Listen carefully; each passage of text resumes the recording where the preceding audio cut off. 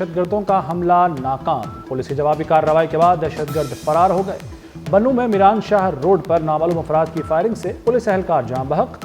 جمرود میں بائی پاس چوکی پر شدت پسندوں کے حملے میں 2 سپاہی زخمی ہو گئے۔ کرک اور میاں والی کے سنگم پر واقع پہاڑوں میں دہشت گردوں کا کیمپ تباہ کر دیا گیا۔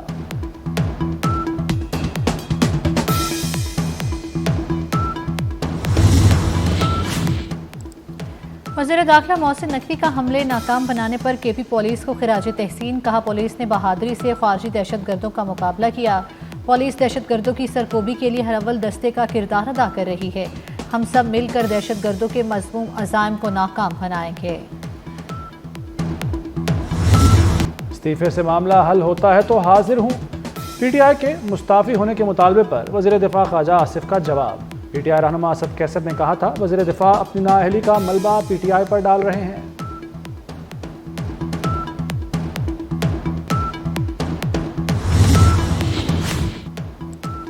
ریاستی اداروں کے خلاف نفرت انگیز مہم اور مبینہ ٹویٹس کا کیس، بنی گالہ سے گرفتار پی ٹی آئی کارکن حیدر سعید اسلام آباد کی ضلعی عدالت میں پیش۔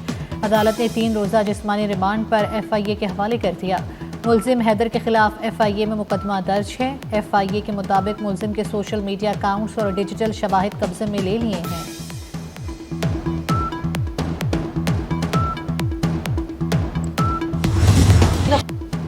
پی ٹی آئی کا سوشل میڈیا ونگ دہشت گردوں کی حمایت کی مہم چلا رہا ہے۔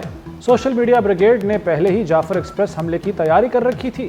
بیرون ملک بیٹھے بھگوڑے پاکستان کے خلاف زہر اگل رہے ہیں۔ وزیر اطلاعات پنجاب عظمہ بخاری کی کڑی تنقید، سوال کیا کہ وزیر اعلیٰ کے پی کس بنیاد پر افغانوں کو شہریت دینا چاہتے ہیں؟ دہشت گردوں کے تانے بانے افغانستان سے ملتے ہیں۔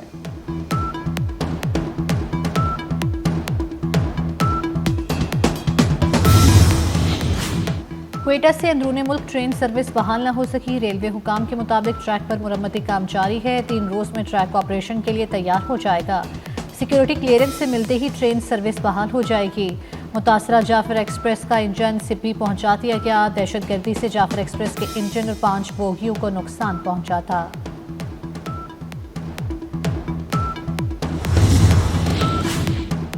سوشل میڈیا پر منفی پروپیگنڈے کا الزام، پی ٹی آئی کے 16 افراد 18 مارچ کو دوبارہ طلب۔ فردوس شمیم نقوی، میاں اسلم اقبال، حماد اظہر شامل، اون عباس، وقاص اکرم اور زلفی بخاری کو بھی طلب کیا گیا ہے۔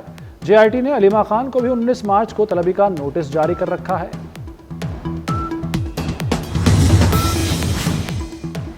جوڈیشل کمپلیکس حملہ کیس، مسلسل غیر حاضری پر مراد سعید، حماد اظہر اور فاروق حبیب اشتہاری قرار۔ اسلام آباد کی انسداد دہشت گردی عدالت نے واسق قیوم عباسی، راجہ بشارت سمیت متعدد غیر حاضر ملزموں کے وارنٹ گرفتاری جاری کر دیے۔ دستیاب ملزموں کی حاضری کے بعد کیس کی سماعت ملتوی کر دی۔ پی ٹی آئی رہنماؤں کے خلاف تھانہ رمنا میں 2 مقدمات درج ہیں۔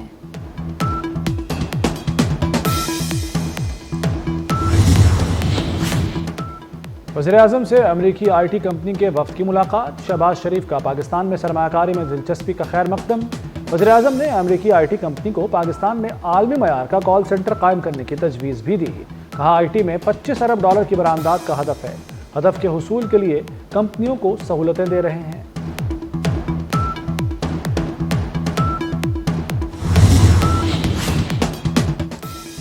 وفاقی سرکاری ملازمین کے الاؤنسز اور پے اسکیل پر نظر ثانی کی فی الحال تجویز زیر غور نہیں۔ ہائرنگ اور سیلنگ بڑھانے کا معاملہ زیر غور ہے۔ وزیر خزانہ محمد اورنگزیب نے تحریری تفصیلات قومی اسمبلی میں جمع کرا دی۔ وزیر اعظم جلد صنعتوں کے لیے بجلی سستی کرنے کا اعلان کریں گے۔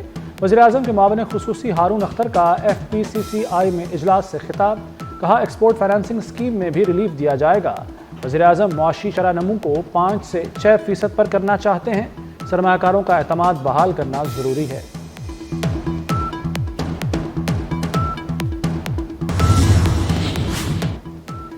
معروف مذہبی اسکالر ڈاکٹر ذاکر نائک کی جاتی عمرہ آمد، قائد مسلم لیگ نون میاں نواز شریف سے ملاقات کی۔ لیگی قائد نے دین اسلام کے فروغ کے لیے خدمات کو سراہا۔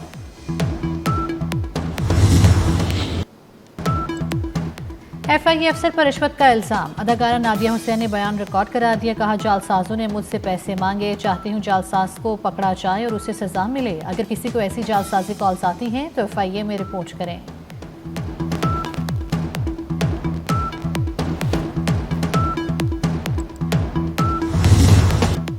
OGDCL کامیابیوں کی راہ پر گامزن، OGDCL کا اٹک میں کنویں سے گیس اور کنڈنسیٹ کی دریافت کا اعلان۔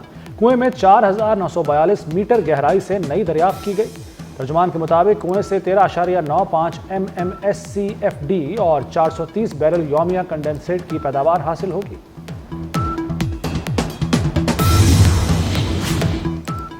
تنگوانی میں ڈاکوں کی فائرنگ سے وین ڈرائیور کا قتل، ورثاء کا ملزموں کی گرفتاری کے لیے انڈس ہائی وے پر دھرنا۔ احتجاج کے باعث سندھ، پنجاب اور بلوچستان کی ٹریفک معطل، گاڑیوں کی قطاریں لگ گئیں۔ مظاہرین نے پولیس چیک پوسٹ کو بھی آگ لگا دی۔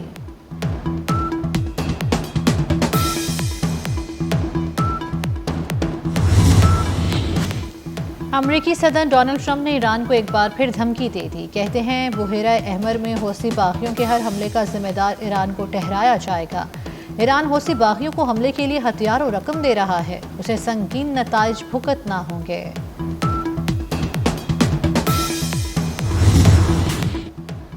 امریکہ کے یمن میں حوثیوں کے ٹھکانوں پر فضائی حملے، ساحلی شہر حدید کو نشانہ بنایا۔ حملوں میں 53 افراد جاں بحق، 100 سے زائد زخمی ہو گئے۔ جاں بحق افراد میں حوثی رہنما انصار اللہ عبد الملک شامل۔ امریکی عہدیدار کا یمنی حوثیوں کے 11 ڈرون مار گرانے کا دعویٰ۔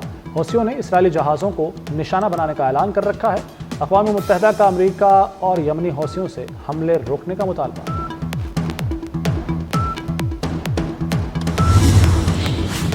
امریکی صدر ڈونلڈ ٹرمپ نے کل روسی صدر پوٹن سے رابطے کا اشارہ دے دیا۔ کہا ٹیلیفونک گفتگو میں روس یوکرین جنگ بندی کی 30 دن کی تجویز پر بات کروں گا۔ پوٹن جنگ بندی پر راضی نہ ہوئے تو یہ بری خبر ہوگی۔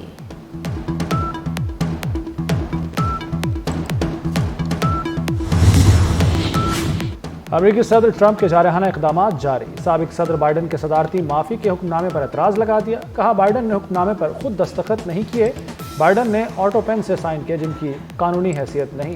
بائیڈن نے کیپٹل ہل حملہ کیس کی تحقیقاتی کمیٹی کے ارکان کو معافی دی تھی۔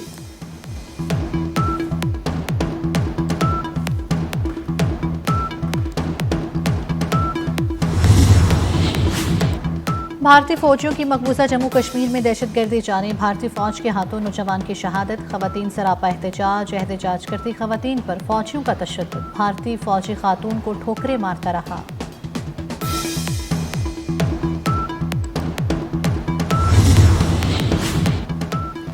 کراچی میں آسمان پر شہاب ثاقب کے دلکش مناظر، شہاب ثاقب کے نظارے رات 2:43 پر دیکھے گئے۔ ماہرین فلکیات کے مطابق زمین کے مدار میں کروڑوں شہاب ثاقب موجود ہیں۔ یہ زمین کی فضا میں داخل ہو کر روشنی پیدا کرتے ہیں۔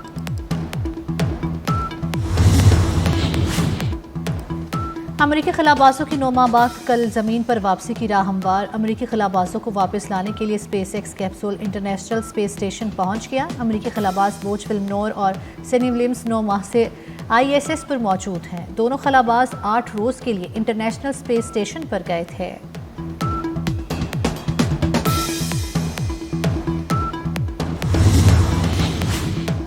پاکستان اور نیوزی لینڈ کے درمیان دوسرا T20 میچ کل کھیلا جائے گا۔ قومی کرکٹ اسکواڈ کرائسٹ چرچ سے ڈونیڈن پہنچ گیا۔ میزبان سائیڈ کو سیریز میں 1-0 کی برتری حاصل۔ قومی کپتان جیت کے لیے پرعزم، کہتے ہیں دوسرے میچ میں کم بیک کریں گے۔ PSL سیزن 10 کی ٹرافی کی یونیورسٹی آف لاہور میں نمائش، اوپننگ بلے باز فخر زمان اور CCO PSL Salman Naseer trophy لے کر پہنچے۔ شائقین نے ٹرافی کے ساتھ سیلفیاں بنوائیں۔ فخر زمان نے کہا مشکل وقت میں ٹیم کو سپورٹ کی ضرورت ہے۔